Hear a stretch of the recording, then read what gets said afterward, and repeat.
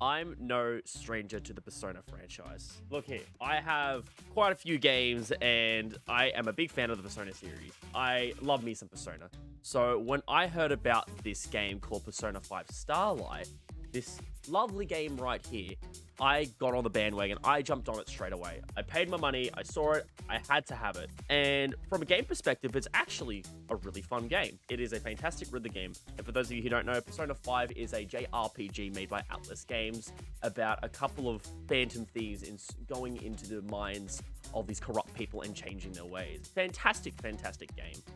But in saying that, the only little issue here is that little VR advertisement up the top.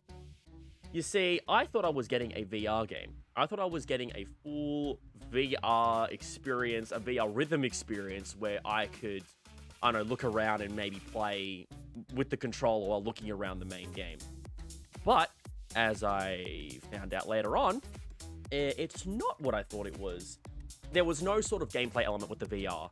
None at all. It was just a little segment in the game where you could look at the characters in VR and look around them. That was pretty much it. No mention on the packaging at all. No mentioning on this package at all. Is the only thing it has here is this little, plays with Persona 5, and that's it. So I was a bit disappointed to see that I got this game expecting an awesome VR rhythm experience, but I just got a glorified PNG simulator in VR. So yeah, that's one I wish I kind of didn't spend my money on, but either way, still a good game. Bit of false advertising in my Would opinion. have to be Apex Legends. Now, when the game first released, it was released as, a AAA studio releasing a BR. It was a surprise to everyone. Everyone started playing the game. For me, I thought because it was a free Battle Royale game and it was a AAA title from a AAA studio from EA, this was pre-Battlefront 2 era. So essentially, I spent the money on the loot boxes. Now, I know what you're going to say. EA loot boxes and, you shouldn't spend money on them anyway. I know, but this was pre-Battlefront.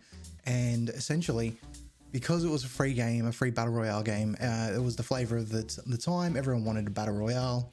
There wasn't really much on console at the time, which I was playing on console.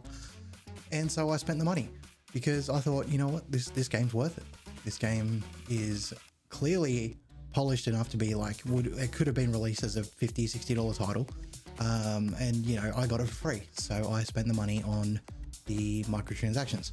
Now, the only problem with that is because I'd done that through Origin on my Xbox, and because there's no actual cross-save availability at the moment with the game, I can't actually I can't actually use the skins on PC. I'm now a PC player. I've got a PC and I don't actually own a console anymore. And as such, I can't have access to the skins that I've paid for. So I think for me, probably one of my regrets is the fact that I can't access the skins that I've paid for Apex Legends. As the resident car nerd here on Modern Origin, there is one game I have recently purchased, which I have played in the past and I have very much enjoyed, and I am really regretting spending my money on it due to one small detail that for me breaks the entire game. And that game is EA's Need for Speed 2015. Need for Speed 2015 was obviously released in December of 2015 by EA on the new Frostbite engine at the time. It was an amazing open world racing game, just like the predecessors of Need for Speed Underground, Most Wanted, Carbon, back in the early 2000s. And to my surprise, it was still a meh game. It was fun, it was great, not as much as I hoped it would be, but it was still a pretty decent game. I easily would have picked it up. Not nowadays though, for PC, mainly due to it doesn't have controller support. Now, if you're playing a racing game on a PC, you need controller support. It is a given. Because playing with a keyboard and mouse is a no-go. You don't have the right pressure, you don't have the right, it's just a no-go. You'll understand if you play any sort of racing game. And to my surprise, when I bought the game recently on a Steam sale, I tried to hook up my controller and nothing would happen.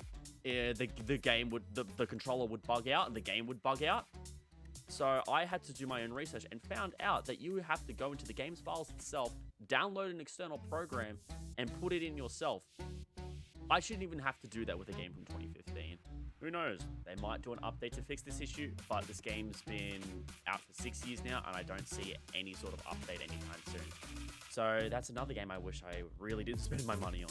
Another one, and it might seem really strange, but years ago, I got into Dragon Veil. And if you don't know what Dragon Veil is, it's a mobile game where you essentially are the proprietor of a dragon-themed theme park. And you know, these little gnome people will come visit your theme park, and you grow dragons and, you know, breed them together and hatch the eggs.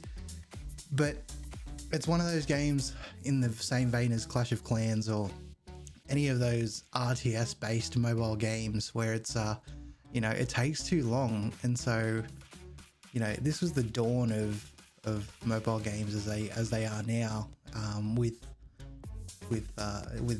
you know, premium currency. And so I spent money on gems in Dragon Veil. The only issue with that is now that you can't actually get Dragon Veil on the App Store, or it might be known to something else now, but I can't seem to find it or log into that account. So basically I just spent money on something that doesn't exist, and now I don't have access to it. So yeah, that was another one for me.